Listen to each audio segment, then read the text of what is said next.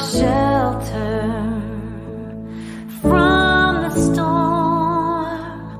You keep me safe inside your wings. You are my comfort when life gets hard. You lead me to water to drink.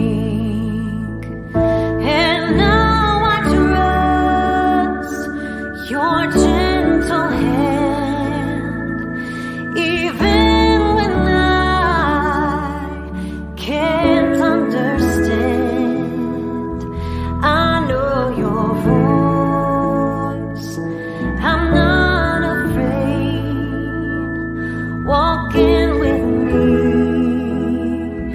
at the same pace.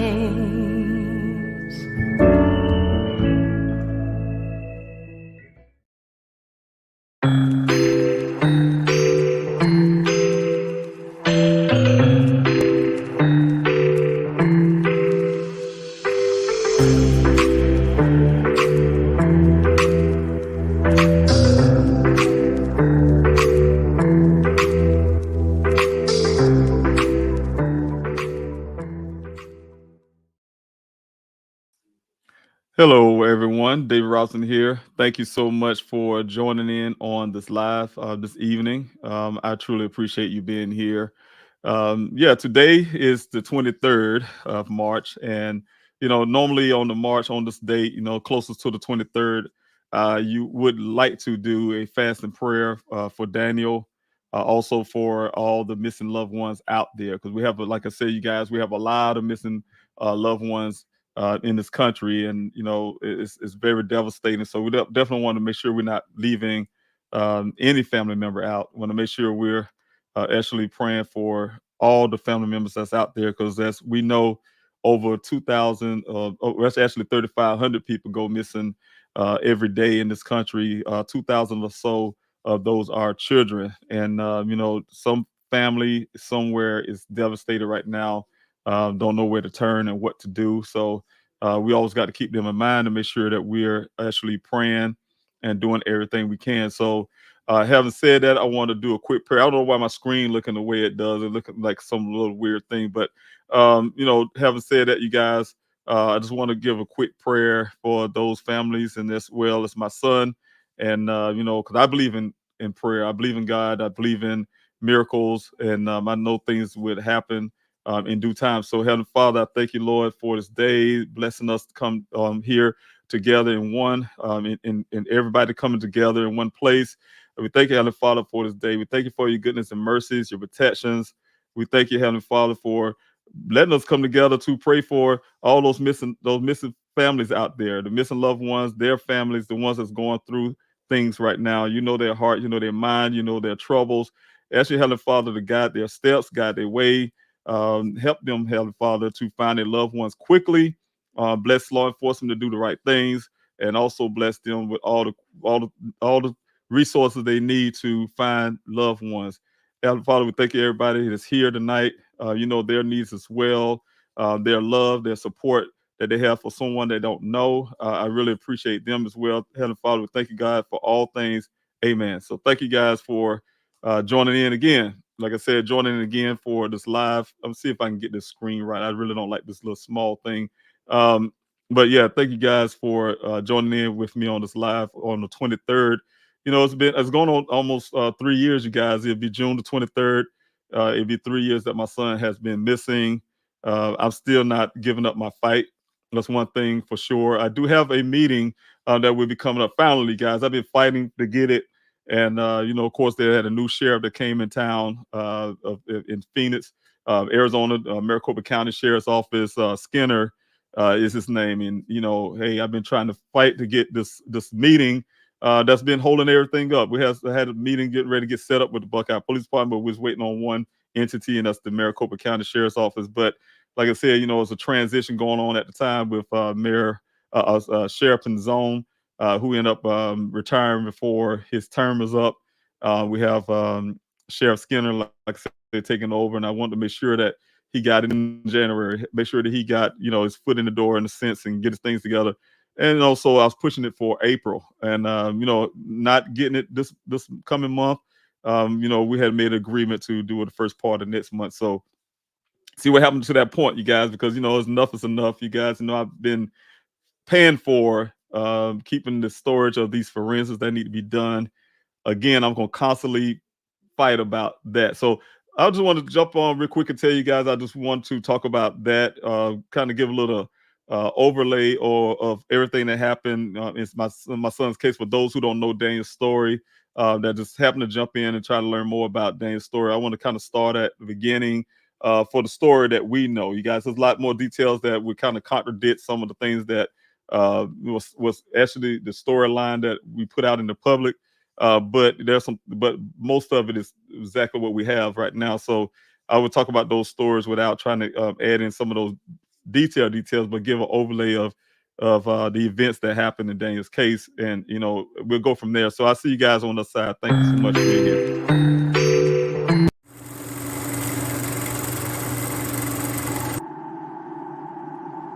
When the lights and camera turn off, I will be here. When the interest and conversation fade, I will be here. When there's no one around, a father will do anything it takes to be there for his son, to protect his family.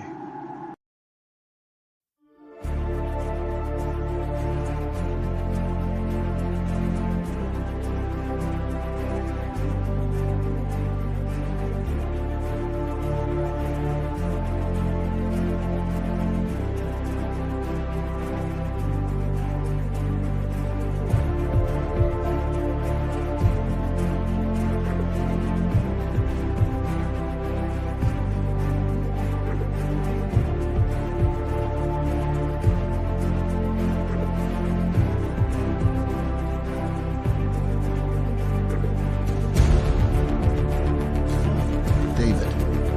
Where's everybody? I came for months. Without these special people behind me, I wouldn't have a search.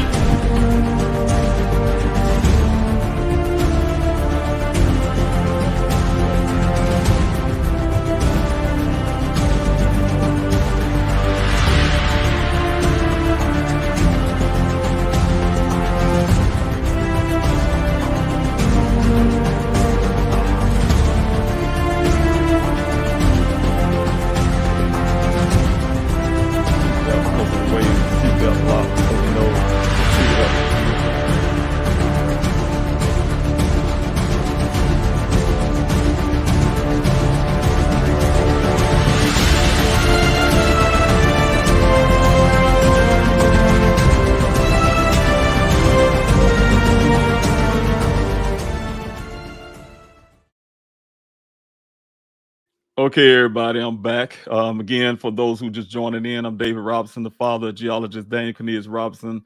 Just want to talk about some of the things that happened in my son's case, starting to kind of from the beginning. For those who haven't even heard of Daniel's case and hear the full story of those, just want to kind of do an overlay over it, a quick overlay, you guys. It won't be very, very detailed, but it'll be enough for you guys to get the gist of what actually happened. As you guys know, on June the 23rd of 2021, I received a phone call from my daughter. She was living in Phoenix at the time. Daniel was living in a city called Tempe, which is a neighboring city of Phoenix. But she called me one evening here in South Carolina and told me that she was really devastated. She heard someone came to her door. Someone that she didn't know was asking if Daniel was there, and said that he was looking for Daniel, and also that he identified himself as someone from the job. She was really puzzled how he knew where she lived, and he said that he's been to her apartment complex with Daniel in the past, but he was nevertheless looking for Daniel and see if he was at her location. He told her also that he was supposedly being at work, where he last was seen at work around sometime early that morning. And so the thing is, she was puzzled about it, you guys, and she called me, of course, like anybody would, call their parents and let us know what's going on. And I'm sure she called her mother as well. But she called me and asked me, told me what's going on, and tried to have to make sure she's calm about it. And what we ended up doing was to get her to go to his apartment to see if he was there. At the same time, of course, I calling family. I called his mother, and see if she heard from him at all. And called some of the family members, the friends, like I said.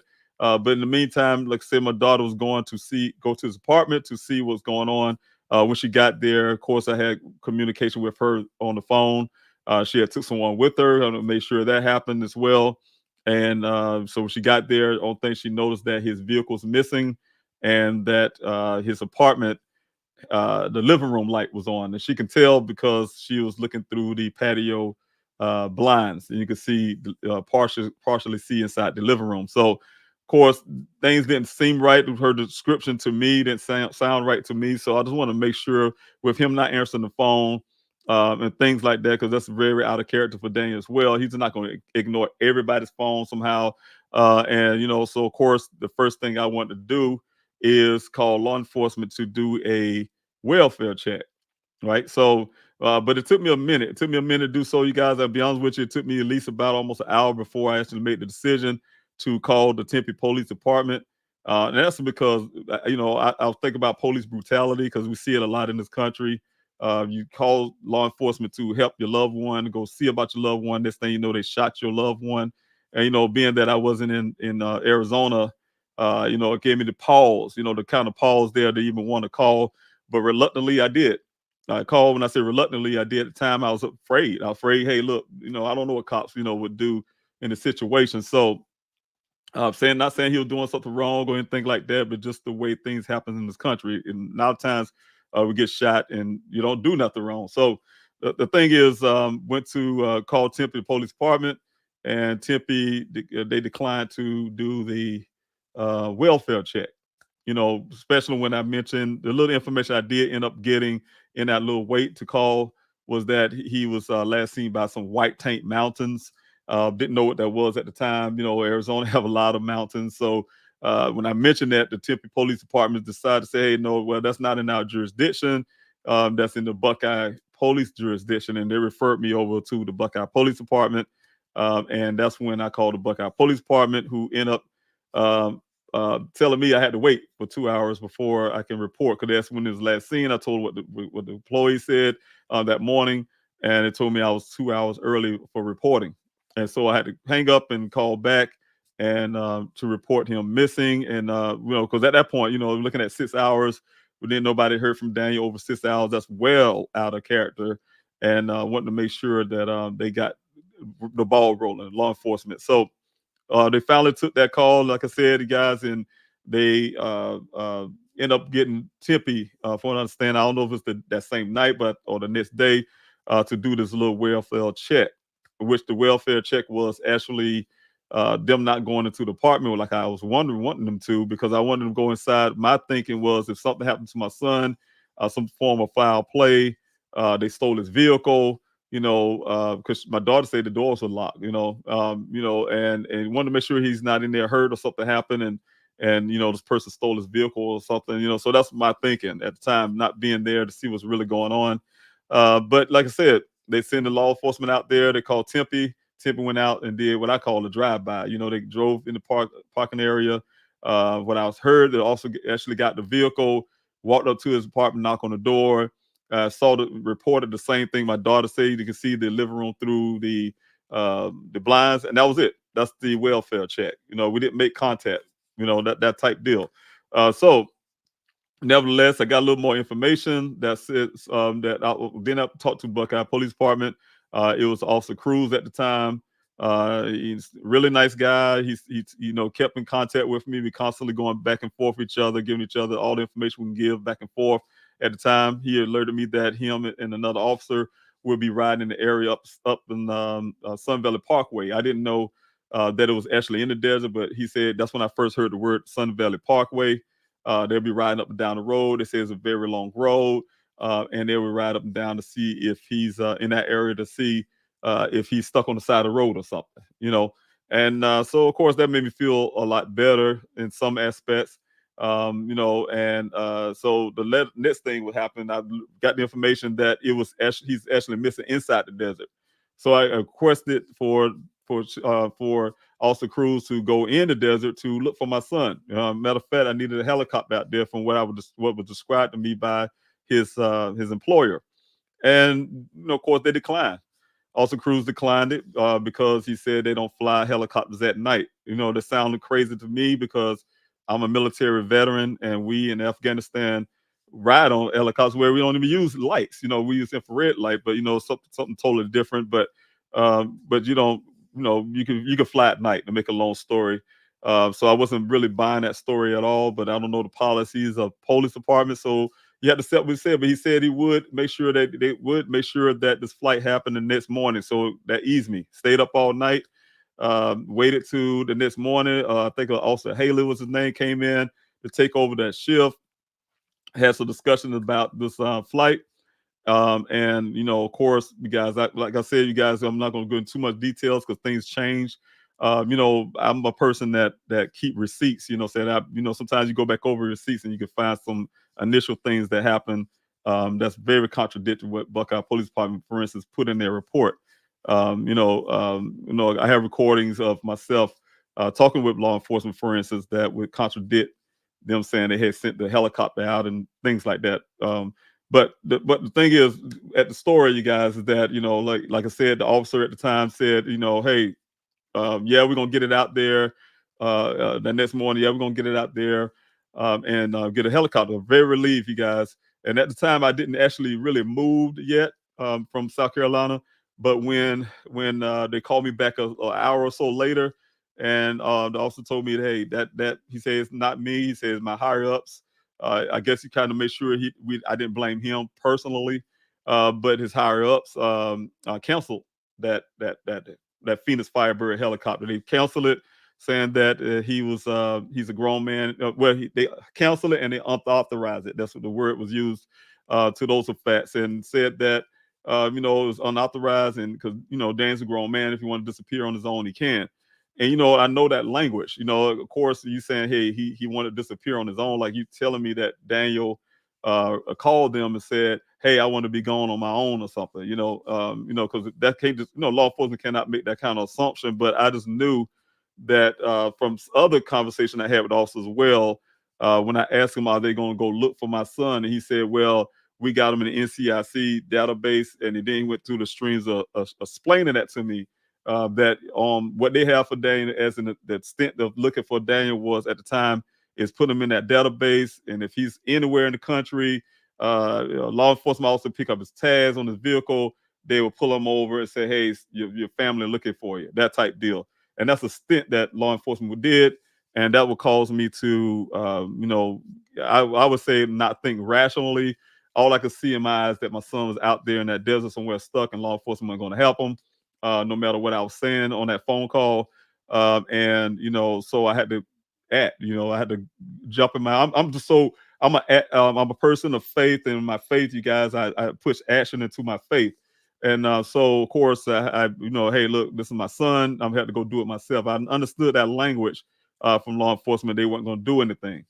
So of course, logically, a person say, "Hey, you would jump on an airplane and start heading out west." I jumped in my car, I just grabbed what I could in my hands, pretty much, and dumped it in my car and drove. Started heading west to go save my son. But in that trip, you guys, I've been working with law enforcement. Despite of that, working with law enforcement, getting all the information I can, calling his company. I mean, just networking all the way. Drive. I used to drive trucks, so trust me, guys, I can get cross country very quick. Say I can get cross country really quick, and it make things happen that way. I'm just I've been doing truck driving for so many years. But you know what? Made it to almost near Phoenix. I got a phone call from my auntie who lives in Pennsylvania. She was very excited, very excited. Hey, look, David, this, she called them, and I don't know what else she said to them. They said they was going to put that Phoenix Firebird helicopter in the air. She was very excited about it. I'm very happy about that. So I'm relieved because I couldn't get to Phoenix fast enough. If you guys know how that is, you got your foot on the pedal, but you're gonna go so fast, that type deal. And you definitely want to get there, but at the same time, the distance is there. So it's not just an easy cat walk down the street, of course. And once I made it to Phoenix, you guys, I was heard that this helicopter supposed to be in there. I believed it. To make a long story, of course, they came back with a report. They didn't find anything. They say they searched that area. They gave me a grid saying they searched that area from that well site almost 20 miles out.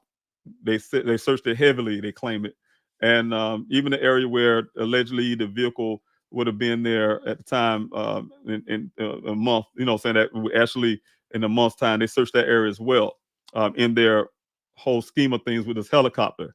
So long story with that, you guys, my daughter and I, when we got in town, she and I would try to do our due diligence. We were actually was helping with law enforcement again, giving everything we can.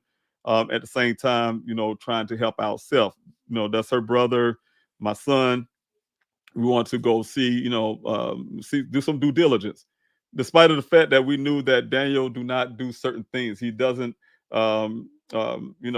just disappear and without saying anything to his family member, his loved ones. He would actually let us know what's going on. But at the same time, you guys, you still have to do the due diligence. You still have to say, hey, what if things change? From time to time, as being human, things is possibly change. So, of course, my daughter and I we started riding around Phoenix, going to the airport, say, hey, the only thing you can do is either drive out of the state or fly out of the state. So we went to the airport and started, not just some of the private lots as well. So I spent a lot of little money there trying to get in and out to go. At certain points, you got to come back out of the airport and then come back in again and things like that. So, trying to make sure we looked at every parking space. She knows exactly what this vehicle looked like. I didn't at the time. Never saw it before, other than the picture that Daniel gave me.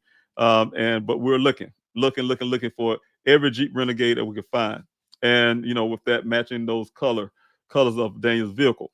And of course, we didn't find that. We didn't find it anywhere. I mean, when I say we searched every spot, we actually did. It took a lot. Took, I think, almost a day, or a little over a day, almost. And but we actually able to cover all the area, the private lots as well. Went to the Red Cross. I'm a military guy. When things go wrong, we always hit the Red Cross up. Also went to seek the NAACP for help. Again, you guys, the go fast forward, try to get all the information that we can. Law enforcement, try to work. My whole plan at the time was to work with law enforcement. Hey, look, I've got more details, and I want to make sure they're out there actively looking. At the time, that's what you do. You rely on law enforcement. I didn't thinking outside of that until things start becoming obvious. Because at the time, when you're a family member having a missing loved one, you're focused on that, finding your loved one. You're not realizing when doing things not being handled a certain way that should be handled. You're not noticing that things she could have done, they haven't done. You don't notice those details at the beginning because you're just in a wreck mentally.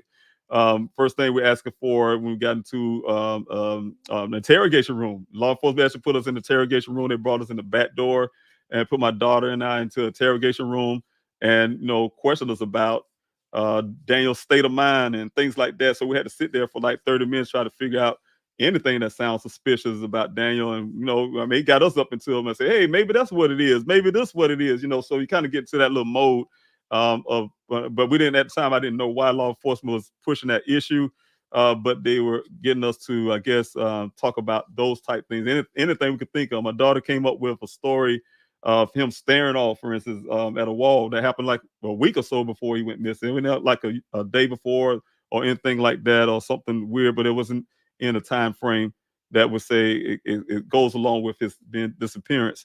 But the thing is, you guys, did the interrogation room to talk with law enforcement. At the same time, like I said, doing our due diligence. At the same time, asking questions. And one of the questions in that interrogation room was cell phone pings. We needed cell phone pings. They couldn't provide that. Law enforcement said, hey, we have to have a warrant for that. We have to have a warrant for that. If we go to any judge, he will not give us a warrant because it's not a criminal case. It had to be a criminal case. That's what I heard from them. The second thing was, okay, well, let me see some footage. I need to I know you guys have cameras on the side of the streets. Every major road has some type of form of camera. They say they look and there's none existing. The cameras will always stay on. They can't get with the highway department and all this kind of stuff they're talking. So okay, we found out that my son had a Uconnect, something like an OnStar in his car. We asked for that next, and then they came with some excuse about that to say, hey, it wasn't here to have no subscription. They didn't. Well, at first they told us they would be able to get information from that, and they came back and told us no, they couldn't get it. Said it was some zero grids on it, and the Uconnect said that only happened if somebody disconnected the battery or damaged the device. So we was wondering why was it damaged or the battery removed.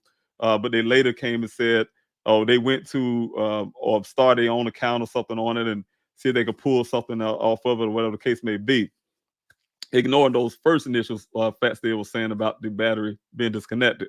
But the other thing, you guys, like I said, those things when we start looking at that, we start getting frustrated as a family because everything that seemed like we were asking for to find Daniel's law enforcement, and not where I took it was conveniently blocking it. It was blocking, being blocked, block every little step of the way, block, block, block. Even my attempt to go into the desert look for my own son. Law enforcement forbade me to go in the gate. They had this gate on Sun Valley Parkway and told me, hey, look, you can't, don't go into a vehicle. You're gonna go up and down these hills. You're gonna get your vehicle get stuck on this and that, blah blah blah. But of course, being a father I am, I don't care about a vehicle. I've got to go save my son. But I did take those words only because I am military. I've been in Afghanistan. I know things about desert. I just didn't know the desert in Arizona, the different terrain. You can look at it from the roadside and see the difference in the terrain. Okay, but I was out there almost every day with my binoculars trying to see what I could see from the road. I had very high powered binoculars, and I wanted to make sure I was just looking from the roadway, see if I could see Dane's vehicle spotted somewhere, and then go in and go to that specific place. But it never happened. It never happened. Never was able to see anything. And then the only thing that was keeping me from my son was building up was that desert. Every time I go there, it was eating me up, you guys. That the only thing that was keeping me from Daniel is the desert itself. So I spent many nights, you guys. I didn't sleep at all. I'd be lucky if I got 1-2 hours sleep. It's a combination of several things I had to do. I had to make sure Daniel's name was out in the public. I've been pushing for news coverage. I've been pushing things on no social media. Of course, I've been working my website, pleasehelpfinddaniel.com. That was the first thing I did. And then I was seeking help with the community. I was reaching out to community organizers, to you name it, to find anybody that could help me with searching for my son. That's where that birth of the search came from, because I could not see Daniel out there. The only thing that was keeping me from Daniel was the actual desert itself. And I was getting there. So, like I said, I've been doing a lot of research. I learned a lot about the prospect mines. I didn't even know why they called Sun Valley Parkway was the road to nowhere before they built the area called Surprise and some of these other areas, and why the landowners was fighting over this lands in the 80s and things like that. So I've been learning a lot about this desert, with the dangers, the animal, the wildlife, the everything, you guys. And from that point, I needed people. So, like I said, I've been reaching out to the communities, and I found one person who actually lived in Buckeye, and we started searchfordaniel.org, and then the search began. The search began for Daniel to get me in that desert. So the desert search, lasted all the way until it was a rescue mission at first, because within that first month of Daniel being missing, and it was a rescue mission. And here it is, 118 degrees. It gets out there, and my mind said, hey, you trapped in some mine somewhere. Had these vertical mines that go straight down into the earth, and a lot of times people can drive into them, things like that. So wanted to make sure that didn't happen. So we're diligently searching. I'm sure that we even searched the area where this vehicle is supposed to end up showing up, and because we were doing a lot of at the time we called it hasty searches, where I was seeing volunteers out to do hiking, because there's a lot of people in Arizona that likes to hike. That's one of the favorite pastimes, and that was a good way to get people out in that area to just look around, because it wasn't so organized the way it eventually became. But like I say, we covered a lot during that time. But then the vehicle showed up. That changed the whole way we did things out there in the desert. That vehicle showed up almost 30 days after Daniel went missing. I was preparing for the search that weekend, and I got a call from the Buckeye Police Department on July the 20th. They told me that the vehicle showed up on July the 19th. By a rancher found it. They gave me some little details on the phone. I didn't care about the video going on about the vehicle. I said, "Hey, what about my son?" Well, we didn't find your son, and he said he wanted to show me. He wanted to update me at the department what was going on. But I was asking him. I said, "Okay, well, the vehicle showed up yesterday. Why you guys didn't call me? Because I need to be out there. I need to see what's going on. I've been out for weeks. I'm out here in this desert. Searching for my son with these volunteers out here. Why you not calling me?" They told me they didn't want to disturb my sleep, and like I was sleeping or something. Like I told you guys, I'd be lucky if I did get sleep. But that offended me. Made it to that department thinking they was going to take me to the area where this vehicle was found. Got in the parking lot. He told me to call him when I get in the parking lot. Got there, and he said he was coming out the door. He met me in the parking lot. He had a folder. He threw it on the top of the hood of his truck, and he started explaining to me about the situation with Daniel. He told me, of course, you guys, he put out two maps and one picture, and he's giving me orientations of where this vehicle was found. Again, in my mind, I think I'm still gonna go to this crime scene or wherever this vehicle was at, and it didn't happen. He showed me the pictures and he started explaining to me about what the pictures show. Hey, the vehicle was rolled, flipped, and twisted, and landed on the side. Um, the good news is that what he says that Daniel had the seatbelt on because how the seatbelts locks when an accident happened. But they believe he had a severe brain injury. He kicked his way out of the sunroof, and that's why he pointed on the picture and say, "Hey, this is why his glass is on the ground." And when he got outside of the vehicle, you have a brain injury. Brain injury make you feel like you're hot and make you shred your clothes off your body. And that's why his clothes were found 3 feet away from the vehicle in a pile. And then he asked me, say, "Do your son wear boxes of briefs?" I'm like, how would I know that? He's a grown man. Why I would know what my son wear? But he said, well, everything on his body was 3 feet away from the vehicle, lying in the pile. He most likely, because he thought it was hot, he went up on a tree somewhere and probably succumbed to his injuries. At the same time, double talking, succumbed to his injuries, and a wild animal came and got him. So of course, hearing something like that, it was devastating to me. I couldn't even hardly function from that point, even hearing law enforcement say things like that. But he told me, asked me, did I want to go see the vehicle? I agreed to do so. He had me to follow him. I thought we was going to the scene again.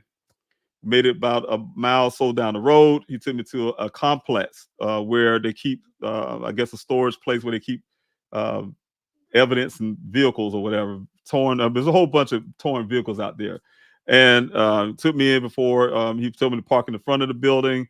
He gonna let me in through the side. Came through the side of the building, had a gate. They let me in, and before we could hit the corner where the vehicles would be at, he stopped me and gave me the story about some woman. He said, "I've seen the stories like this before."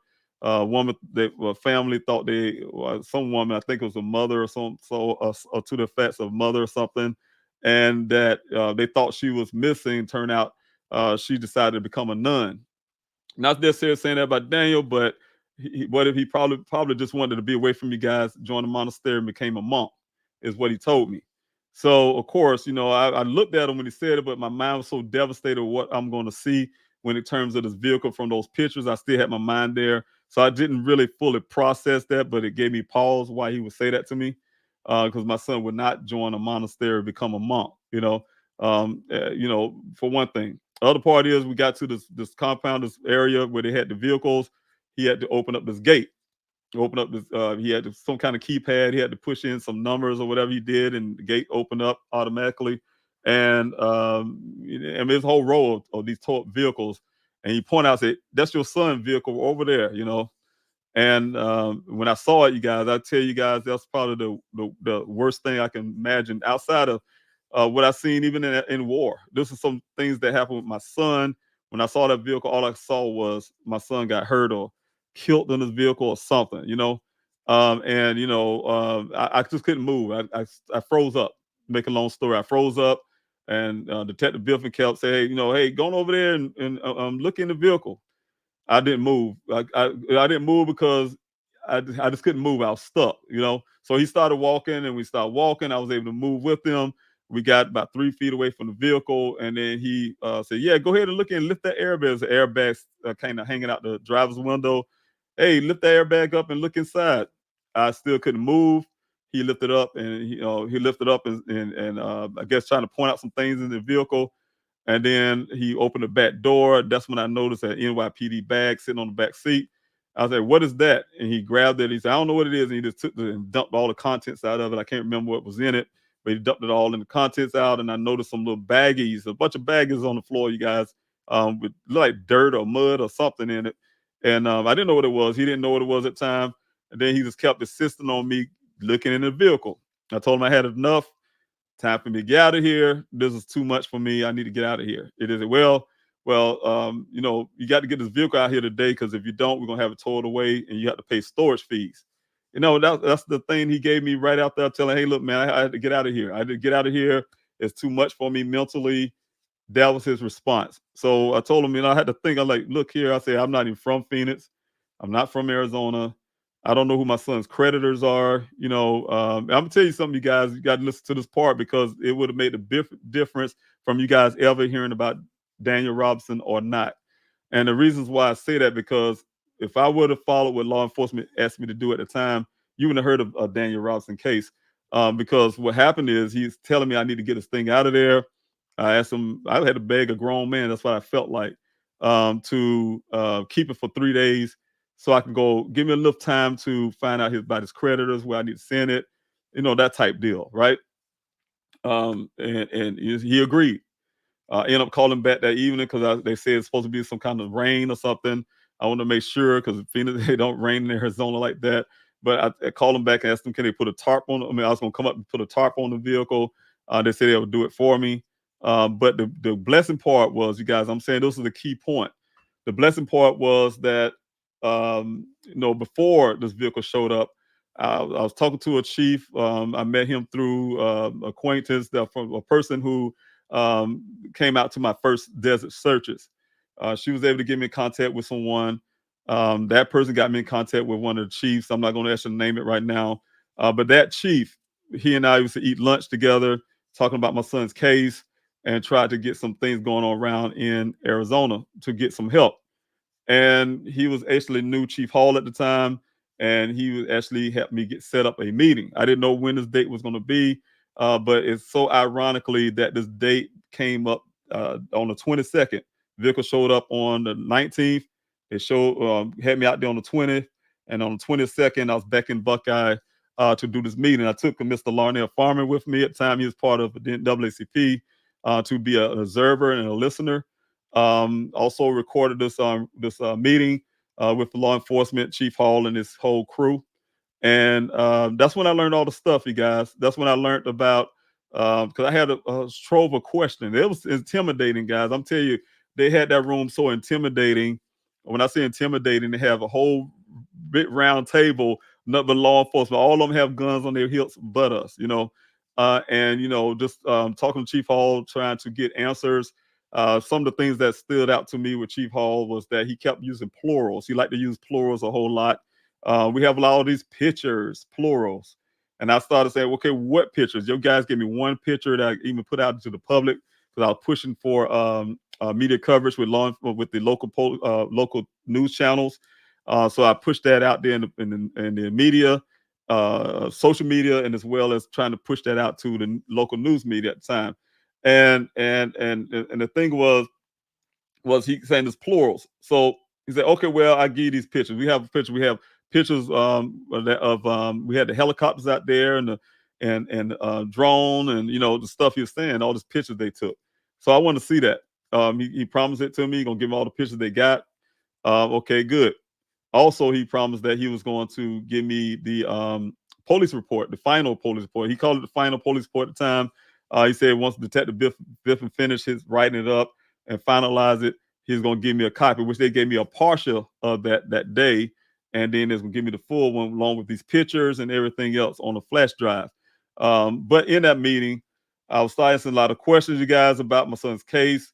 Was that forensics done? Knowing already that it wasn't, because I talked to Detective Biffin on I recorded myself as well again, talking to Detective Biffin, and he explained to me why he didn't feel the need to do any forensics on that scene. Right? He didn't see it in need. It wasn't no need for him in his eyes to even do a forensics on that scene. But I asked anyway, you guys, because one thing was apparent to me. So that when I was asking the questions like, how you guys know, for instance, that Daniel was driving this vehicle, and the answer that the detective sergeant, I guess his name was Hanneman or something out of other, he said to me, "Well, it's Daniel's vehicle. Of course, he was driving." And that was ludicrous to me. Like, like that's crazy to me because, um, you know, um, just because somebody owns a vehicle don't mean they was actually driving it, right? So that kind of little pissed me off a little bit, just the sarcasm that came out of his mouth. And so I was like, well, that don't explain that to me. How we know you guys didn't do any forensics on the scene, and why you didn't do any forensics. The answer to that was because they didn't see with their eyes. They didn't see any blood in the vehicle. Because I asked things like, they got luminol or whatever called stuff, some kind of something that with lighting. I think that's kind of infrared light or something or other. They'll see blood being wiped up and all this kind of stuff, you guys. Because they saying all this twisting and rolling and this and that. I'm thinking like, okay, so you're saying he escaped all injury except for a brain injury. I want to back up a little bit too, because what made me get paused with this brain injury part when Detective Biffin was explaining that to me, I had a brain injury from my time at war in Afghanistan. I never shredded my clothes off. I never did anything like that, So I didn't buy that story. I didn't buy it at all. It don't make you feel hot and all this crazy stuff he was talking. So of course, you guys, all that gave me pause, and that's when I started seeing the Buckeye Police more and more of who they are and what they would do, the stints. I started researching them as well later on, but to continue on by this meeting, asked all those questions. I got really, really angry, got kind of heated in a way on my part because of the plurals and the sarcasm and the non forensics that was done. So I demanded that they do some forensics. I didn't know what to ask for, and I'm not a detective. So I asked for fingerprint. I want to know if somebody else was driving my son's vehicle. I want to know somebody was in this vehicle. I need fingerprinting. That's what I asked for. They said they would hold it for a few more days for me and do it. They agreed to that. I agreed to let them hold it because they already released it to me. But they said they'll hold it for me a little longer and keep it in the compound and go ahead and perform this fingerprinting, what I asked for. But it turns out, you guys see in the report, they say they did a swabbing of the steel wheel, the shifter, and the door handle, right, on the driver's side. And no airbag testing, no driver side testing, no testing of hair fibers or anything in terms of doing some type of real detective work when it comes to finding the vehicle in that situation. Because again, I'm gonna put out the overlay of that as well, you guys. My view on this: if there was a law enforcement vehicle, again, I say this often, lying on the side. It could have been, and the crazy part about it, this happened on July. Let's say it happened on June the 23rd, that day. What had happened that day. It'd been the same as that day, not no day, no 30 days later or this and that. They would have been searching for this officer, and they found this vehicle lying on the side like that. Especially, let's say it took almost 30 days later. They found on the side in a ravine, vehicle lying on the side, the officer clothes lying on a pile, his uniform, everything's there, and he's missing. They would not give the family the same story they gave me. They wouldn't treat this case the same way. There would have been crime scene tape all over. Let's say it was Chief Hall's child or one of these guys' children. They would have treated this, like I said, like it's one of their own. They had all kind of law enforcement agencies in it. They would have called the crime scene without even facts first. They would have put out in the media. I think people even from Columbia, South Carolina, I think the sheriff here and everybody else, law enforcement, would send some officers from all across the country to look for this one officer or his kid. And that's the same thing I was looking for from law enforcement when that vehicle showed up, especially as well, when he went missing. I want to see that urgency and that treatment that I know that law enforcement is capable of when it's their own. They would find a way to make things happen. I remember Sarah Seidner from CNN came out there in the desert with me, and she was asking Chief Hall, the family is asking this is criminal case, And he said, I can't make up evidence, right? This is what Chief Hall was saying. It was all the evidence was there. They just didn't want to look for it. They didn't want to find it because the whole opportunity at the time, you guys, when I started looking at the details and listening at that meeting and then playing some things in the back of my head was going on. When they were telling me this meeting, they said, well, the vehicle was out there for 30 days, almost 30 days, because we found a hard hat with rainwater in it. That was the initial thing. They was all talking about this rainwater inside the hard hat. But to make a long story, you guys, when I was in that meeting, I got out, um, and before I got all the questions I wanted. I told him, hey, if we got some follow up questions, I'm still gonna wait on the stuff from Chief Hall at the time, the flash drive with all this information that I do have. They did give me that stuff. They gave me a final report. That's what I'm saying. You guys see all these reports. I'm up to, and I can be honest with you guys, I probably have like I'd say about 3 or 4 different reports from the Buckeye Police Department. They build it up as the story, and I stayed in Arizona. But I didn't stay. And I'm telling you, this is the marker. Like I said, you guys, I had that meeting. And after that meeting, this is where the kicker in. I'm saying, you guys, you would never heard of Daniel Robinson nationally. You would heard about it if you was in Buckeye and Phoenix, and you guys was coming out to the desert searches. You would have heard about that, and that's would have been the stint of it. But I kept pushing really hard, you guys, pushing to get Daniel's story out there on at nighttime. I was spending hours just thanking each and every last one of you that I can. I mean, I used to be almost my eyes about to fall out my head, trying to make sure I say thank you to everyone who's been doing anything to help me out there, help me try to get awareness out, whatever the case may be. And at the same time, I was working the celebrities. I have my little way, a method of getting to them as well. I learned that. And also, like I said, trying to put the search, make sure I keep the search going for Daniel. But I was sitting in that that meeting, like I said, about to walk out of that room. Me and Mr. Farmer say our later, and then Detective Biffy came up to me, asked me where I parked. I told him where I parked. He said, well, stay right there. I'll be out there. He came up with the same pickup truck. He pulled behind me and went in his pickup truck and pulled out these bags, evidence bags, you guys, a bunch of evidence bags. It asked me to pop my trunk. I popped my trunk and put all these bags in my trunk, right? I didn't know what they were. But he said, hey, this is all the stuff that we got from the scene, and we're giving it to you. I didn't know what to do with it. I went back to my hotel room, started puzzling, pondering everything I heard in that meeting. And that made me angry, you guys. It made me angry. I need a second opinion. I would not buy anything because the way that they gave me, that was it. They gave me his clothing, everything was in that bag, whatever. They gave me this stuff saying, hey, go back to South Carolina. There's nothing else to see here. We don't have any. Well, they told me they ain't had no more leads to follow. There ain't nothing else. And they told me that directly. No leads to follow. They even put it on their social media platform, but they deleted that off. But I got a copy. They don't have no more leads to follow. So that's saying to me, Miss Robinson, go back to South Carolina. We'll call you. Don't call us. We'll call you. Type deal. It made me angry, guys. I went in my hotel room, like I said, ponder these things off. No, I look at the whole details of what been happening from day one.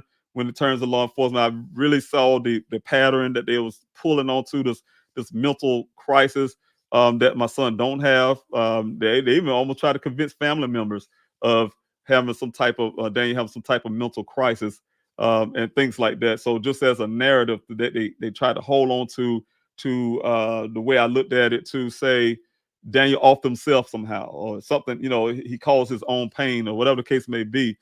Instead of him being the victim, they made him the aggressor in a sense. Even when it comes to the young lady, brought a young lady into the case. I started listening. I think about all of the stuff that was coming up, you guys, bringing her into the case and the story about the young lady, sensationalizing his case and talking about make him seem like he was the criminal. He's stalking her and that kind of thing. A brilliant scientist. Dan's a scientist, a young man, don't have so much as a speeding ticket. But that's what they're trying to give him, that narrative, trying to give him that view. And I remember being in that hotel when a reporter came up to me, and she came from the Buckeye Police Department when they had a copy. She got a copy of the police report, and she had it in her hand, and there was a section in there highlighted in yellow. And she's asking about the young lady, and it was from that section. And I said, okay, why you mark it out? She said, no, they marked it out. Law enforcement marked it out. They wanted that in the public. They wanted that in the news coverage about this young lady, sensationalizing Daniel's case. Throw it off. Hey, don't look over here. at these facts. I want you guys to look at this. And that's when that's kind of things that caused me to have the separation with law enforcement from Buckeye Police Department. It started making me angry, you guys, because I'm a smart guy and I'm not gonna fall for the okadoke, right? So not when it comes to my son, especially. So, like I said, I got my investigator, Mr. McGrath. You guys probably seen him many times. Got him. He came to me. I'll be honest with you. He came to me and he started off saying, hey, you want to work for pro bono.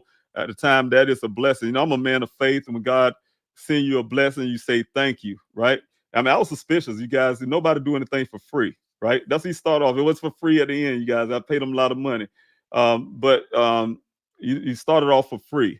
And I did learn. I tell families, you guys probably remember this Q&A I used to have, and I'm kind of throwing this in because I'm kind of jumping at a little bit because that really was a touchy thing for me. When somebody come to you, and this for families, listen to me right now. I'm gonna have to say this really quick. Somebody come to you and they say they want to do something pro bono. Get in the writing. I learned this from my attorney. Get in the writing and make sure you have just like a contract. Now, I'm to be honest with you guys, like I tell families all the time, I understand. Trust me, I've been there. Like I told you guys, you don't pay attention to everything because you're emotional. People say, Mr. Robinson, how strong you are and this and that. No, you would have seen me broken down if I was emotional. But what I'm saying is I have emotions. And even with those emotions, and much as I look like I'm straight, I am straight because I make sure that I'm a soldier and that's what I do. We've trained to do things. However, I miss some things too, right? And one of the things is when you trust people, you have to trust people and they come to you and say, hey, look, I'm doing this pro bono. I'm gonna help you out. And being a spiritual man that I am, I believe in God. I believe in miracles. I believe in help. I believe in all of the stuff. And when things present itself a certain way, you do ask yourself a little bit. You have the suspicion there, but then you have to say to yourself, thank you, God. Thank you for this blessing that helps out a whole lot. So I accepted this pro bono thing at the beginning, you guys. But I did ask him a question why, what made me suspicious at the beginning. I said, why would you come to me? Why you want to do this for free? Nobody do this for free. It was out in the desert. I rented out this big old backhoe, right? It's a bit tractor. So those who know what a backhoe is, I rent out this backhoe for Mr. McGrath and his team. They was out there digging in the desert, saying they're finding little spots that look loose dirt or whatever the case may be. And I was sitting out there. I met him. I just went out there to see what they were doing because I'm paying a lot of money for this backhoe, right? And he was out there digging and went up to him and I said, that's when it hit me. Why are you doing this? Why are you doing this? So I'm saying this for a reason, guys, for those families. Why are you doing this for free? Because I'm really suspicious kind of person. He said, because it's like he was fishing for something, like pulling straws. He said, because you're a veteran. And then I said to myself, like, but I ain't never told you I was a veteran. I don't go out and say, hey, everybody, I'm a veteran. It wasn't that way. And so that gave me a little suspicious at the beginning, at the time. But me and him became friends. To make a long story, you guys, and he did a really good job with the vehicle, right? Because when I went to him, like I said, when he first showed up, before all of this, he showed up, you guys. But the reason I'm backing up and I mentioned all of that is because it's for the families, for those who have missing loved ones. You're gonna have all kind of couldn't believe how many PIs that they still come to me to this date. How many PIs run up to me and say, hey, they want to do something for you. I'll be honest with you, I had some bad situations. I'm not gonna say which and where. It made me even more cautious when it comes to PIs and people who say they want to do certain things. You have to be very careful. And I'm telling you, families, be very careful. Do your homework with that. Everybody that's going to come to you and constantly say they want to do things for free, it is not for free. Now, I can tell you $21,000 is not free. So the thing is, you guys, what I'm saying is too, Mr. McGrath, I've hired him on, you guys, and he came out to my hotel. Came out to my hotel. I gave him everything. The first thing he did, he's a cop. He's ex-cop, so he knows his job. He knows his craft. The first thing he did, he grabbed the stuff and he stopped. He didn't even take it out the hotel. He stopped and he said, "You know what, Mr. Robinson, look here." He showed me, just educated me. I gave him the badge exactly how Detective Biffin gave me. I took it. I took it inside my hotel room because I couldn't leave it in the trunk of the car. And so he showed me this badge. He said, "Look," he said, "these bags are marked for safekeeping." And I'm like, what you mean? He showed me the tags on it. It got these boxes on it. You got safekeeping, you got evidence, and you got something. I forgot what it was. And he said, you see right here, all these bags are marked for safekeeping. Safekeeping law enforcement mean that it's not evidence, it's not being forensically done, or nothing been done to it. They just collect things from the scene and give it to the family, and that's it. Hey, the narrative story, I took it as Detective Biffin believed that Daniel had a severe brain injury. He shredded all his clothes off his body. He's walking around butt naked or got killed by an animal, whatever the case may be. But he's out there butt naked in the desert, 118 degrees. And they feel, after all of that, with a heavy brain and all the stuff, that he's going to come back and get his things. Here, family, here's his things. Y'all go back to South Carolina. We're done with it. Right? And that angered me, you guys. You guys would be angry about that too. Because again, this would not have happened if it was law enforcement. It would not happen if it was Chief Hall's children, his daughter, his wife, or something, anybody. That would not have happened. And no law enforcement agency in this world could tell me that would have happened. The same as that way that happened with my son. So what I'm saying is, guys, these are the kind of disparities that's out there and the way things are done, and that we have to fight against. And they're going to go to another point I'll be making tonight. But the thing is, you guys, I had to accept that at the time, get my detective. He, like I said, you guys knew the job that Mr. McGrath did.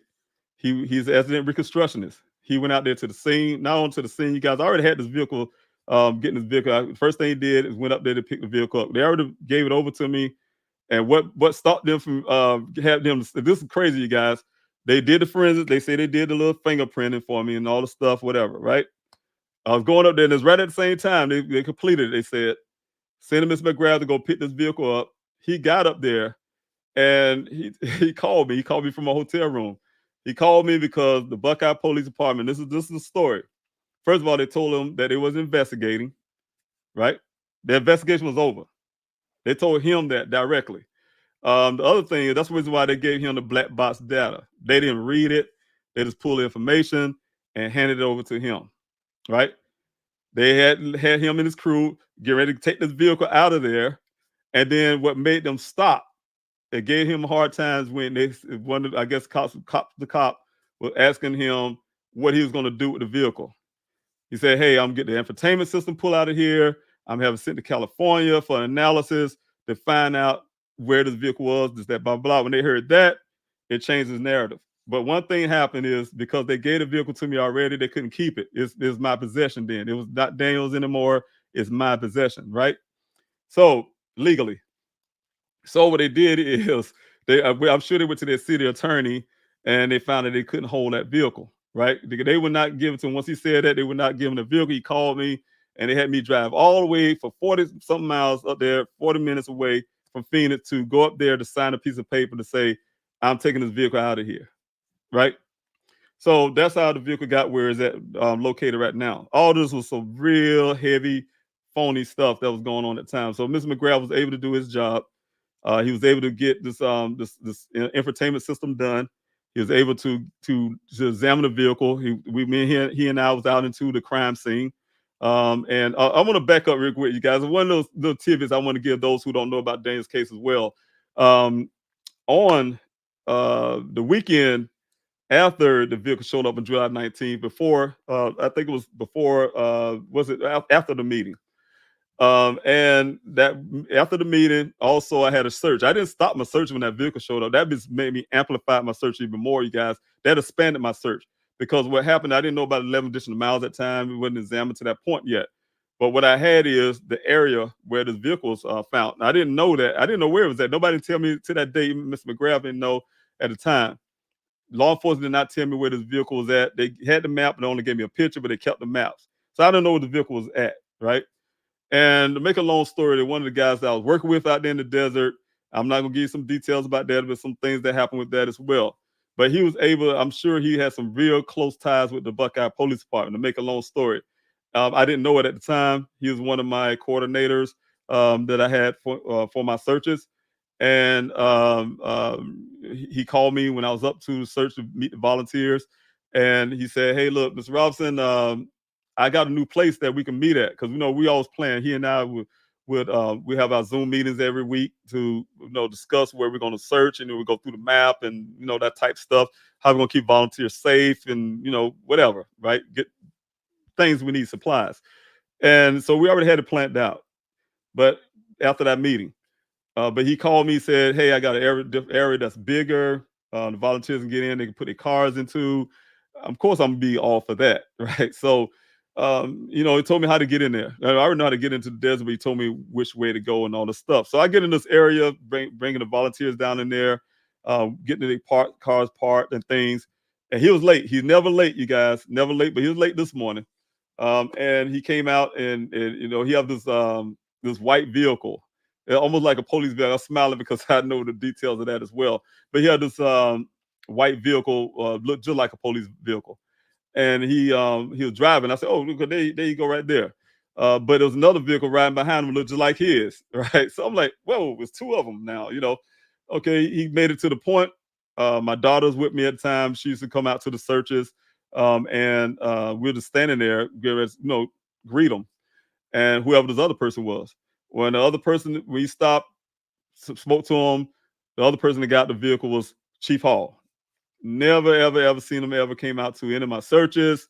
Never, ever, ever even mentioned my searches. But he popped up. That's the first time I actually met him, was in that meeting.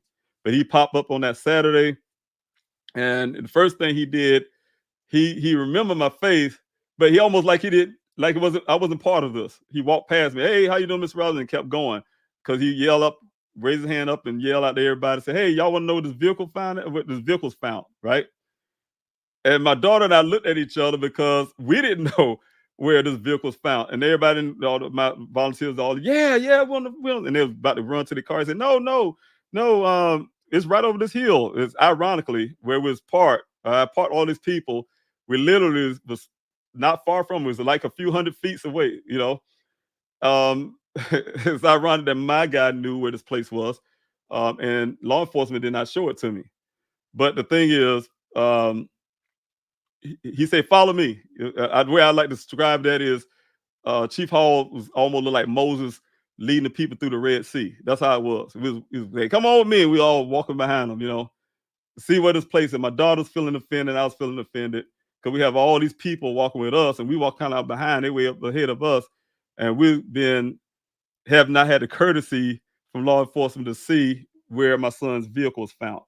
So we got into this area, and he was standing up on this hill like Moses again, on this big area, and looking down at us and said, "Yeah, the vehicle was found right down here." He pointed down this ravine. Um, you know, all this. I'll tell you guys, it's a mess. And I looked at, because I remember this one picture. That one picture they gave me, I remember it in my head. I can't forget it. And so when he pointed down in the ravine, I looked down in the ravine. He said, "Miss Robinson, right there is where I was here, and the vehicle's right there." So I looked down in the ravine, and it didn't look like the picture in my head, because I remember the stump. It was a stump that was sitting there. I don't know what kind of stump, but I found out later it's supposed to be in a cactus that caught on fire from a lightning strike or something or the other. But it's a stump. I didn't see that in that ravine that he pointed out. So I was just stunned, but he just kept going on. Then Chief Hall was going off about the cartels and say, "Yeah, how bad the cartels are out there in that area."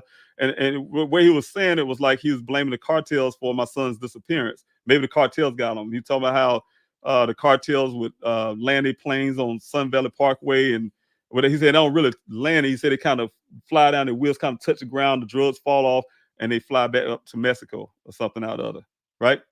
And so I'm like, why this man telling us all of this? In the meantime, you guys, the second thing that happened that was very strange to me was that my daughter tapped me on my shoulder, and she said, "Dad, this guy want to speak to you, him and his wife." So I went to go see who this person was, and it turned out to be the rancher, the guy who found my son's vehicle. And he did exactly what he did. He said, "I don't know why he talked like, really loud." He was really kind of grandstanding. "I don't know why Chief Hall telling you that, the vehicle was found over there. It's found right here." He said, "I know, because I found it." And he pointed down, and he was right. And the reason why I knew, because I saw the stump and I saw the glass on the ground, right? And he had it right. But anyway, the long story short, he told me also that he wanted to, share some pictures with me and things like that, because he took pictures. So long story short, what puzzled me is that the way I took it when I got back to my hotel room that night from the whole search aspects of everything, more details to that, I took it that Chief Hall came there to sell me a story. Because the reason why I say that, you guys, because he never came back. He came there on a one time, conveniently. This vehicle just pops up. I'm out there in the desert for weeks, for over time, before this vehicle showed up, and he just pops out of nowhere after this meeting, point down and tell me this vehicle was there, and where it was at, selling the story to the volunteers that's out there. And when that rancher said that to him, his face turned red. He immediately stopped talking when the rancher said that, and he walked past all of us while we're looking down into the ravine where the rancher was pointing us to. He went back over that hill. I like the sunrise or whatever. It was in the morning, and he disappeared. I have never seen Chief Hall out there ever again, ever. No, and that was just his whole mission: to be out there to point this place out, say your son's vehicle is here, found here, and was gone. Right. So, hindsight, I look back in them days and I say, you know what?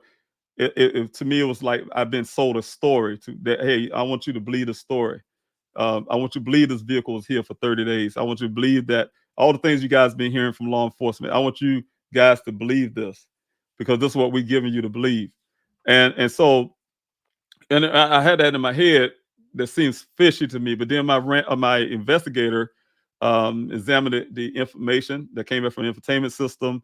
He also read the black box data. You guys know about the 11 additional miles, the 46 initial cycles, the damage on the vehicle didn't match the terrain, the red transfer paint, there's nothing red in the desert. All this staging that he came out into national news to tell you guys how it's a stage event. The rancher who testified for me and my investigators well said he would go to court on it. Said the vehicle wasn't there 2 days prior. He was in that ravine 2 days prior and wasn't there. So he was looking for his cattle that came through there. And why those things are absent in that report, for instance, it goes along with the selling the story to me, because everything we have evidence wise would say foul play. Law enforcement is refusing to do foul play. The second part of that is for their path of direction they had at the beginning. They changed that as well. Buckeye Police Department had his vehicle going down in that ravine for him, and I got some stuff I can show you guys from that, the initial coming out from west, right? They changed it from west to east. And the reason why, I think, because if it came from west, he had to come across federal land to get in that ravine. Because if you go in that ravine and you go out west, just a few hundred feet, I mean, you literally could take paces and walk left, walk out to west, and you'll be on federal land, Bureau of Land Management. That's why you guys hear me arguing to this day why FBI wasn't in my son's case, right? Why they weren't in my son's case when I was getting death threats, and I put a report in with the FBI, and they still refused to get into Daniel's case. So, long story short, that's where I'm at when it came to those things. But my investigator found all this information you guys have. Law enforcement wants you to believe that against science and reality. I know some people believe in conspiracy theories and all the stuff and superheroes and stuff like that, but I don't. I look at science and reality. And one thing for sure is no one can sit in a vehicle lying on the side and crank it up 4 to 6 times, right? I mean, you guys can try it if you want to, and we'll see how successful you are at that. And he kicked his way out of sunroof that didn't have a glass in it like they thought. Jeep Renegades don't have that. They have glass in the sunroof. It's a panel. But according to them, with his superhuman strength that Dane, I guess, possesses, he was able to kick his way out of sunroof that you have to unlock with a special key that is in the back of the vehicle. So in other words, guys, I can go over the details, and I'm trying not to, is that I have been doing science-based investigation on my own. My investigator been doing his own investigation. I've been doing my own investigation. We come together in our meetings, but I also had a second investigator who does things with human trafficking, and they have technologies to do face recognition and things like that. So Daniel's out there. I don't tell everything to the public, but there's some things out there that I was doing as well. I even had a private investigator outside of Washington State who could practice in Arizona. So it's a lot of moving parts, you guys. There's a lot of moving parts, and everything we have so far is contradicts everything law enforcement have. So why they stuck on this narrative, that's where we at. So the thing is, you guys, Daniels remained missing. I also had to find information out that law enforcement refusing to look into. My investigator, we finally got into Daniel's apartment during this time after his vehicle showed up. Um, and one of the things we found in that apartment, I say we because my investigator went in first. He said he wanted to do some forensics and things, his work, whatever he does, him and his investigators. And they went in there and they did what they did, but they reported back to me that they believe well, they showed me the pictures first. Detective Biffin been in there too. They've been in there. Buckeye been in there with the what it was. We did a three-way call to the landlords because they wouldn't let the family in, but we thought maybe they'll let law enforcement in. They which they end up doing. They agreed. They still agreed to let us in as a family, but they let law enforcement in. But they had to have an escort from management. The management had to be with them to make sure law enforcement didn't touch anything from Dane's apartment, didn't do anything, that type stuff. They only could go in there just to take pictures, but they did. I got pictures back from Detective Biffin. That was also, you guys, from that flash drive of Daniel's, what they took from Daniel's apartment. And one of the questions you asked me was Daniel a messy kid growing up? And I told him, I said, no, not really. So, I mean, he's a boy. He's going to do a boy. You have to get on them about their rooms. And so he showed me the pictures. I see the pictures. I went to parent mode. I'll be honest with you guys. I went to some type of parent mode. Forget that Daniel was 24 years old. And I'm like, I felt embarrassed to make a long story. His room was a mess. The picture I saw, he said, oh, his room, but the rest of his apartment was good, but his room was a mess, right?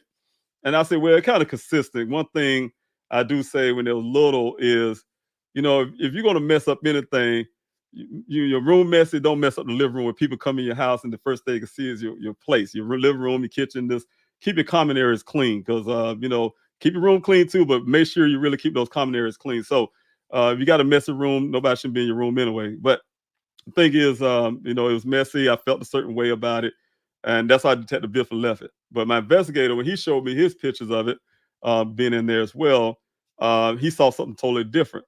Pictures look pretty much the same. He just told me something different about it. I did say, "Oh man, that's embarrassing." But no, he said no. He pointed out some things. The vacuum cleaner, for instance, Daniel was cleaning his floors and things were dumped. Make a long story. Things were pulled out the drawers and the closet was pulled. Things pulled down. Somebody was looking for something, but we couldn't pinpoint where at the time, where it came from, when it happened, or whatever the case may be, and who it came from. It could have been Daniel himself at the time. That's what we was thinking. We don't know, right? Could have happened before he became missing. So we didn't have any evidence of time because we just know it happened. In other words, we knew that somebody was looking for something, but we didn't have no time. But what ended up happening, I had with my team and I, the A team, you guys heard about my A team. We was able to secure a meeting with the mayor of the Tempe, Arizona mayor Woods at the time, and along with the chief Glover and Anderson at the time to talk about Daniel's forensics. You guys probably heard me talking about getting Daniel's. I was asking you guys for donations to try to get the forensics done. Glad I didn't mess with all this forensics electronically because I would have been messing up the chain of custody that Buckeye have already been damaging. But I was able to convince the Tempe Police Department to do forensics on all the Dane's electronics, the cell phone, because I didn't believe anything Buckeye said, because I remember Detective Bill said he put Dane's phone in his pocket and they cloned it and all this crazy stuff. And the memory card was missing out of it, right, when they gave it to me. So I wanted Tempe to look at this phone, especially, and they claiming they come up in this report now, all out the blue. They at the time they wouldn't even talk about no deleted text and all the stuff. But they came up with some deleted text stuff, and that was one of the first things I looked at on that phone. There wasn't nothing in the deleted text box. But the other part is I did examination on was that the fact that Samsung permanently deleted text after 30 days. And the time they say they did the stuff, it would already been deleted anyway. So I don't know what they extracted, they claim. That's why you guys don't see it on the report, because they had it what they're saying. You guys saw that list of word by word they did with this girl that they allowed to upload her own text messages, and I mean up to their evidence. But the thing is, you guys, that could have been altered. You know what I'm saying? That type deal, because it don't match the phone records. But that's another story.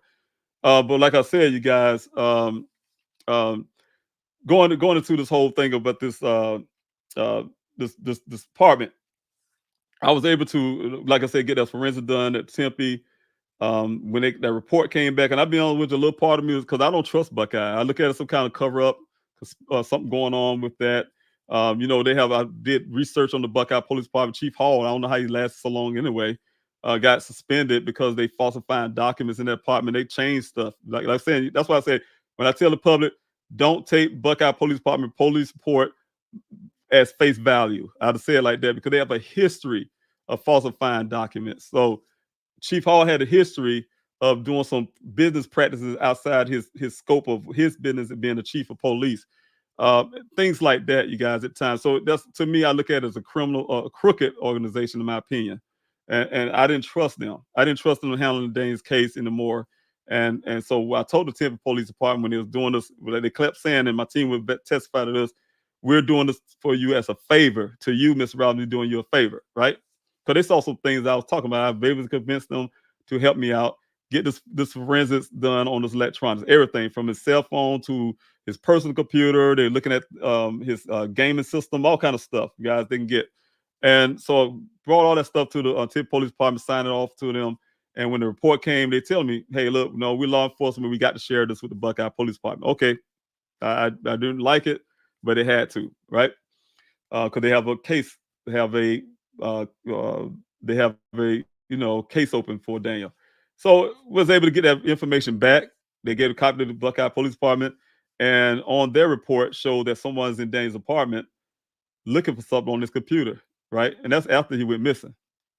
So that begs us to understand who the time frame that somebody was in there tearing up something, right? And but you don't hear that in the report because it won't match the narrative and it get too close to what really happened in my son's case. And you don't see law enforcement pushing these issues that's there. These are evidence. These are things that happen. These things been proven on forensics, but you don't see them acting upon it. They telling you guys, "Oh, we got this Mile IQ app that says his vehicle is in there." They wanted there for 30 days. You guys, it was in this ravine for this extra time, despite of the fact you guys don't know. And I tell you the guy's name, I'm gonna put it in public. But I talked to this company, and they do not want their app to use that way because it's not reliable. And you can, if it was in court right now, that would be get thrown out because it's not reliable. You cannot base my son's disappearance on an unreliable app, right? So, so the thing is, they're not using cell phone pings. They're not using reliable sources that they claim they can't get, right? And they waited past this retention time and stuff like that. That's another issue I've been wanting to talk to you guys about. But it's a lot. It ties into a lot of things why I'm doing and the reason why I'm doing it, you guys. But some issues when it comes to the retention time with telecommunication companies and things that I had meetings with. I had meetings with T-Mobile, Sprint, AT&T, you name it, all these companies, right? And I learned a lot. I learned a lot about how they do things, their practices, and their privacy laws, and policies, and all kind of stuff. And so the thing is, you guys, it's been problematic in Daniel's case because what's happening is when you start, it's I think a lot of times with families we have to rely on law enforcement heavily. But if you really heavily engage somebody, I think News Nation asked me what my advice would be. Unfortunately, to this family, you guys know what happened in that situation. I feel very bad for the family. I'm praying for them. But what advice would I say? Stay heavily involved with law enforcement. I don't mean like just. I'm not saying that all law enforcement bad because I know there's a lot of good ones out there. I just happened to get into a bad one because Tempe was a good one at the time. I went to meetings. What you call them things? Um, uh, where you meet the mayor and things like that. I can't think of the name of it right now, but I went to some of these meetings and went to Tempe Buckeye first twice. That lady didn't know who I was, right? It was really hurtful. Had the shirt on, had Daniel's shirt on, it had my team as well. They didn't acknowledge me, right? City council. I went to the city council meetings. And Buckeye was the first one. They knew who I was and set their Daniel shirts on so they can know who we are. I've been out there for all those weeks with volunteers finding human remains out there in the desert, and you can acknowledge me, someone who's helping your county, your state, of your city, find human remains, other loved ones, and bring closure to some of these cases. I even saw the case for for the Maricopa County Sheriff's Office, found a stolen vehicle out there. So, but you couldn't acknowledge a man doing that kind of stuff for your city. They didn't even want to say hello to me. Came the second time to speak. They give you only 3 minutes to speak, I believe it was at the time. And they look like stone people. Like, get the hell out of my city council meeting. That's exactly what these people look. Mayor ain't never sent that to me. The city council, none of them. The city managers, nobody. But when I go further east, I head down to Phoenix, went to the city council meeting to let them know what's going on in their city as well. I'm still having my flyer distributions going on out there. Still searching for Daniel, and I got warmer welcome. I had one council member almost got reprimanded in a sense by the city attorney because he wanted to almost come off the bench in a sense to try to help out somehow, right? Better reception. Then I went to the Tempe Police Department, the same as that thing, better reception. So I'm saying there is departments out there that's really good, even though Phoenix have their own problems with racism and stuff like that was going on, and the Justice Department had to come in after the George Floyd situation. That my son was protesting that thing as well, Daniel. But the thing is, you know, um, so is the department. So I'm not saying all departments are bad, you guys. I'm just saying I just happen to run into a bad one in my opinion. So and that's what I'm saying. That's the kind of things that we have to look at when it comes to missing loved ones. Be heavily involved. And when I say heavily involved, call them out. It's okay to tell law enforcement they're wrong when they're wrong. You got to always remember that law enforcement work for us. They working on our tax dollars. You don't work for them. I remember Chief Hall was accusing me in the public. So he's holding back evidence. I ain't never knew I was on the payroll for Buckeye Police Department, first of all. And the other part wasn't true. Matter of fact, to this date, they still attached to my pleasehelpfinddaniel.com website. So if you guys go on that site and you see something that says submit information, if you submit information on there, best believe that information going to the Buckeye Police Department and a copy coming to myself. So that's on Please Help Find Daniel, the website, you guys. I ain't talking about the tip line and things, just the website. So you guys go in there, that's how much engaged, and that's how much even despite of the fact I don't trust the Buckeye Police Department, I still have given them information. Where you think they get them leads from? They claim they on their report. You know, I remember had Detective Biffman telling me our own story. You're telling me a story about flash theft at this Sprouts grocery store. He was telling my investigator story, my investigator story. And he was telling to me as they did it. You know, I'm like, that's weird. So I let them do it. So the thing is, I'm saying, you guys, stay heavily involved with law enforcement. This is your loved one. A lot of times, if it is a bad department, things what you hear I'm saying tonight happens. Those are the realities that you face with bad police department, bad policing, and the only way, the things that get them off on things like that is the fact that 9 times out of 10, the public, the news medias, everybody would say, take it at face value. They put in a report, it got to be true.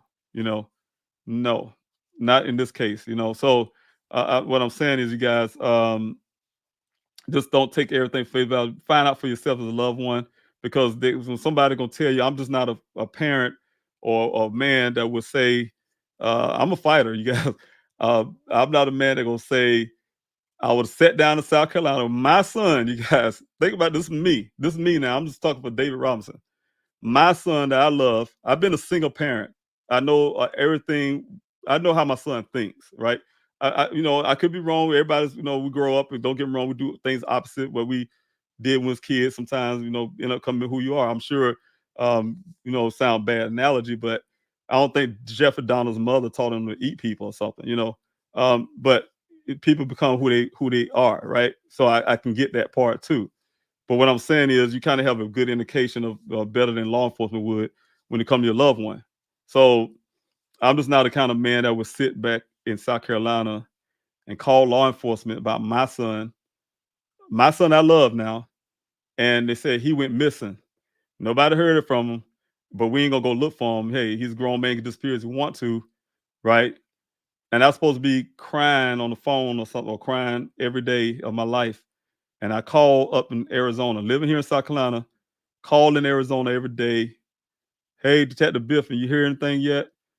And he's sitting back out here, he probably on the phone like this.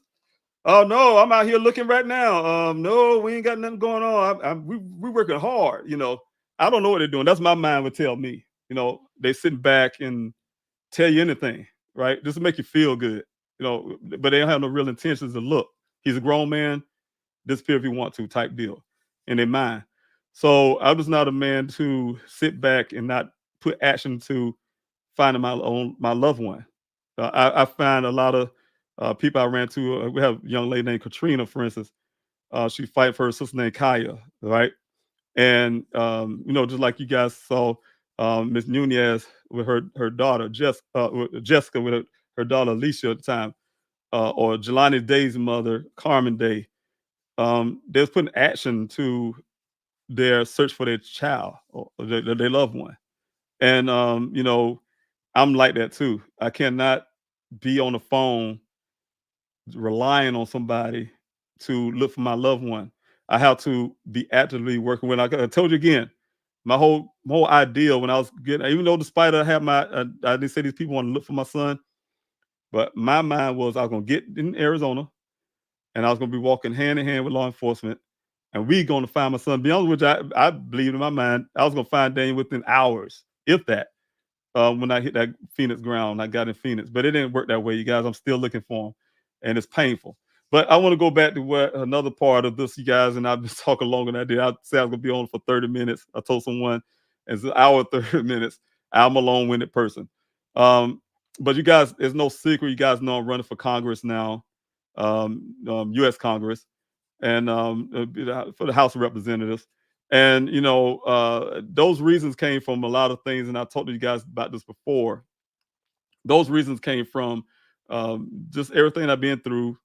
As when I say me, I'm my whole family, but I'm saying me specifically because I've been on the ground doing these things, right? And when you're on the ground doing things and you work with families, you putting events together with team, and you got a desert team and people that's working hard and doing things. So, make a long story, you learn a lot. You learn a lot from people. You learn a lot about things that's going on. You have meetings and under this crisis that was going on for my son and for my family, trying to get answers. I have my family. I smile. I smile a lot about something. I smile through my pain a lot. So you guys see me smile. Sometimes it's pain, and I hear my family come to me. Sometimes they don't know. They don't understand. I get it, and I'm saying my family, my side of the family, will say, David, you ain't got no answers now. You should have answers by now. What happened to your son? What's going on? You ain't found answers yet? And you know how hard that is to hear that, you guys? Because I feel like somehow I'm failing at it, right? Because in my mind, I would have found my son day one I got on the ground, right? And it's hard. But I'll tell you what, you guys, if a lot of this stuff didn't happen the way it did, it hadn't been almost 3 years, I wouldn't be running for Congress right now, you know. And I wouldn't have been put in a position where I have to want to be a champion for other missing persons out there and their families, because it's hard for me to constantly watch people in pain, and they feel the same way I do. If you guys only know half of the pain that I have inside my body that I hold back all the time, right? And the failure it feels like when you can't get those answers yet, right? So and then you get these roadblocks from law enforcement, the people that you say you trust, and and then at the same time, the coverage is the news media coverage is the this, and and I've been fortunate, you guys, and I felt kind of offended. I've been over. I felt offended for a while. The Petito family, they're friends of mine. I felt some offended in certain areas. At first, I didn't. You guys, when I first heard of the Petito story, for instance, people kept coming to me about it. This batch. I'm so focused on getting Daniel's story out there in this in the public's eye, and they was tapping me on the shoulder, pretty much, not literally, but people tapping on the shoulder on social media to my family and telling me about the story about this young lady. Heard the story. Of course, the first thing I felt was pain for this family, because the girl, I think she was like 20 something years old, early 20s, same age, around age Daniel, about 22, 24, somewhere around this age. And I said, here it is, another child going missing. But then it's all about the coverage is That part is what I felt a family should get. Is the kind of coverage that they deserve. But at the same time, it took me 3 months to get there. Right, it took me a length of time to get there, you guys. And what got me was, I'm saying, the painful part came from um, that the story was contributed. It says Daniel Robinson's story made it here because of the Petito story, and that's the offensive part for me, because nobody was there when I wasn't getting no sleep. I was still conducting desert searches. I was talking to people, telling them thank you every night. I mean, I literally, when I say I literally didn't sleep, I literally couldn't sleep. I was so busy that I'm surprised I made it mentally, you guys, because I didn't sleep. I had to stay up and constantly push and push and push on social media, put in all the work, and then the contribution goes to because of something happened to someone else. That Daniel's story made it. No, and I say this because you guys need to hear this, and this is what I feel. It made it because I've been persistent and pushing Daniel's story to a point on social media that this one tweet came out, and I'll never forget it. There's a young lady um, retweeted something I put up on Twitter, and she says, "Have anybody even took a thought of something to the effects of looking at the story of this young man?" And I didn't know it as at the time when the Tita story was breaking. I guess I didn't know at the time, and so it went viral. Her tweet went viral. Then also I was hitting up, and I'm telling you, some of the families that they can do this as well. I was hitting up celebrities every night, hitting them up hard. When I see hitting them up, I wasn't hitting up them. I was hitting up their family members and their friends. And the way you do this for families who are trying to do so, what you do is you don't look for the blue little star on a thing. You look for the ones that don't have it, because the ones that don't have it and have a little bit of followers and things, that's the family members. They following them. That's who you hit up, and it worked because Joy Reid from NSNBC heard through her friend that I was hitting up about Daniel's story, and she went on there and started talking about white woman syndrome or whatever thing called, and it made an uproar or whatever to some people, right? But it's statistically true, and and that gave Daniel's case a push, because then I was able to come on that show and talk about it, right? And so it started moving on from that point. To make a long story, you guys, but it took a lot of work. It took a lot of hard work, and it's kind of hard when you have to push the media, you had to work your website, you had to work searches, you had to create these flyers. I laugh at these flyers. It's crazy, you guys. I had these flyers about the sheet of this paper right here, about the size of paper, laminated. I just go get them laminated and did the best I can with them, and get them out to these hospitals and stuff. And thinking people gonna somehow keep these big piece of paper in their hands and walk around and say, "Hey, you haven't seen this guy?" That type deal. But that's why I came up with the flyers and design smaller. That took over time, you guys, to come up with something small that can fit in somebody's pocket and pocketbook and things they carry it around with them. But the thing is, but it grew from that point. It grew from that point. It came from no love for my son. I have never organized a thing in my life. Was able to do that. Organize a grassroots search. Put team together. Had a desert team out there. Had a team outside the desert.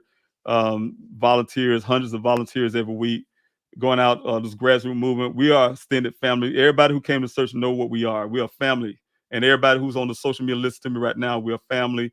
And I call it a grassroots, and it is a grassroots because it wasn't no help from law enforcement, not a dime from law enforcement, not a dime for anybody, but you guys was donating, keeping all that stuff going in the desert, all that equipment, all the time, all that stuff, right? Flyers, billboards, you name it, you guys. And I really appreciate each and every last one of you. And also, like I said, because I had to go through all of that and learn all these lessons through all this pain and over time, I started learning a lot. I've been put in the right places at the right time. Like I said, these meetings, talking to senators, state senators, and Congress people, and this and that, all kind of stuff, guys. And I learned a lot. So it's like I was becoming educated into some things that I didn't know about. And so now that I know some things, now I see the problems, and I'm looking forward to work on those solutions. That's the reason why I'm running for Congress, you guys. I'm running for to get some. These are Americans. Everybody who Daniel's an American scientist. I call him America's son because again, what happened to my family and the way it happened to somebody right now with some law enforcement agency. The pain that the family's going through. etc. All that is happening to somebody right now. And you best believe they need what families do need from you guys that's listening to me is you to share their story. Something simple as that can mean a lot to a family because they can't be heard. Nobody will now hear about their stories. Nobody's not gonna go look for their loved ones. I mean, all that kind of stuff goes on. I'm telling you guys. So we got the indigenous folks.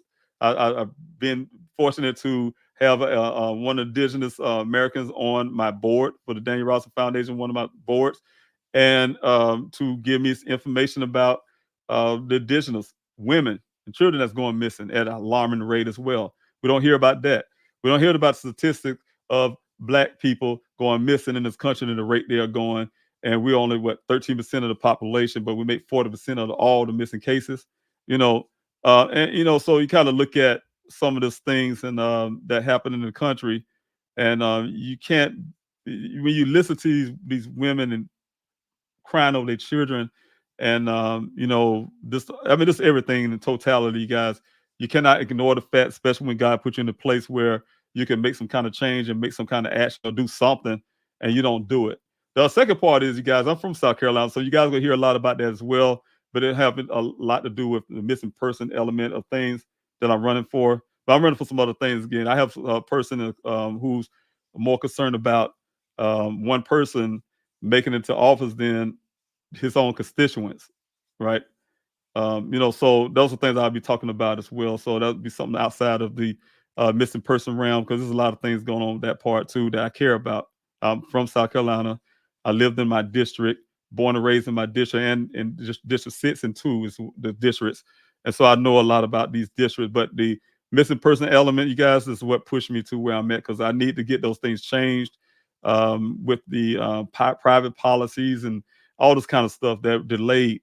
I couldn't even get, you guys, one thing for sure. You ever heard the old saying um, that nothing ever disappears, really, really, really goes away? When you put it on social media or electronically, it never really, really go away.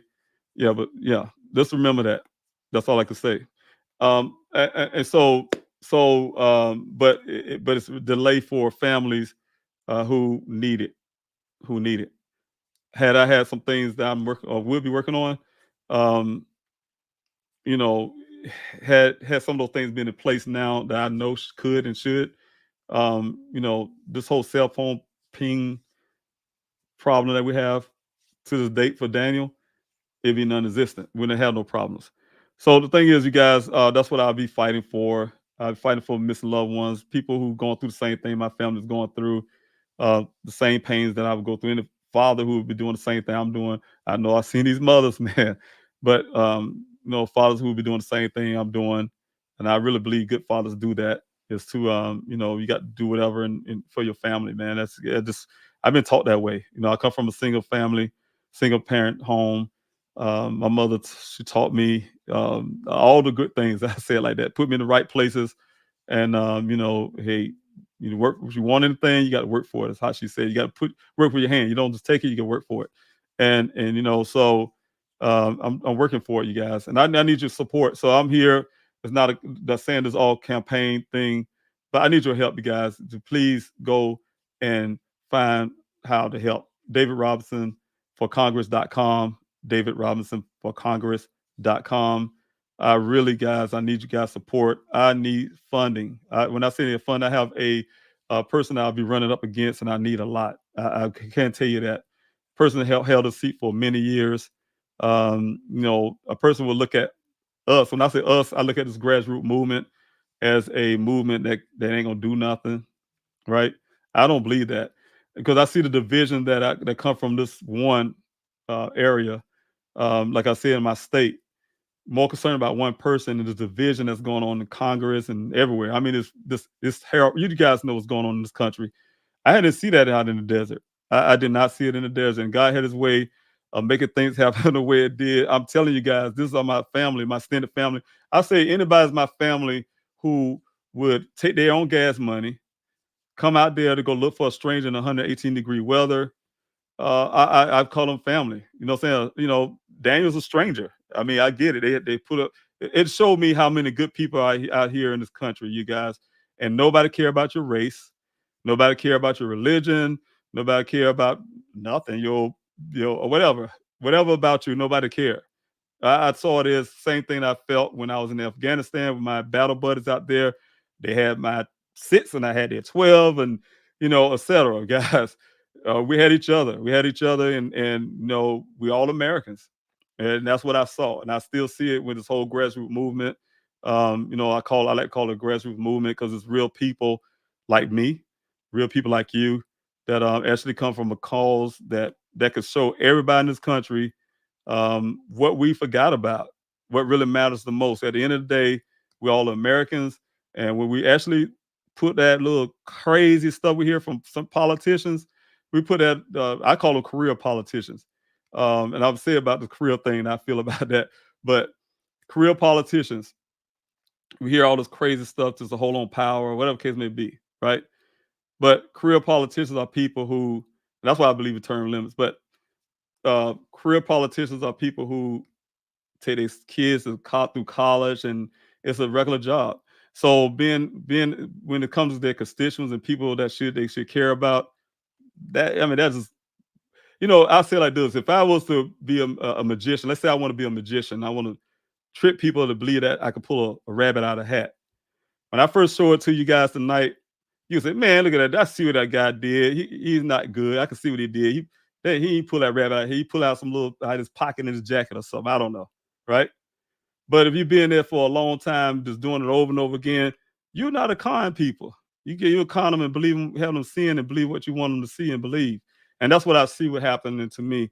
And we need honest people who's going to actually get the job done and worry about what people try to find a way to cause us to really come back together and stop having all this division in this country. I don't like it. I'll be honest with you. I know you guys don't like it either, but it's stupid to me. But that's another thing. I wanted to talk about that just tonight, but more so, I just wanted to put this on the back end of my live here because I'll be jumping off in a minute. But I am running for Congress, guys, and I definitely need you guys' support. Trying to make sure I put my campaign together the correct way. I need funding to do that, you guys. I need funding. You guys, I've seen it. You guys helped me when I was in that desert. I've seen it. I've seen it before, and I need it again. So if you guys can help me out with that. I truly appreciate that. I really need it so I can be competitive. We can make it. And when I say we, I want to take this whole grassroots movement. I want to take this whole missing Americans. We're gonna have to correct that word into it's not missing person cases, guys. It's missing American cases because we are Americans that's going missing on an alarming rate.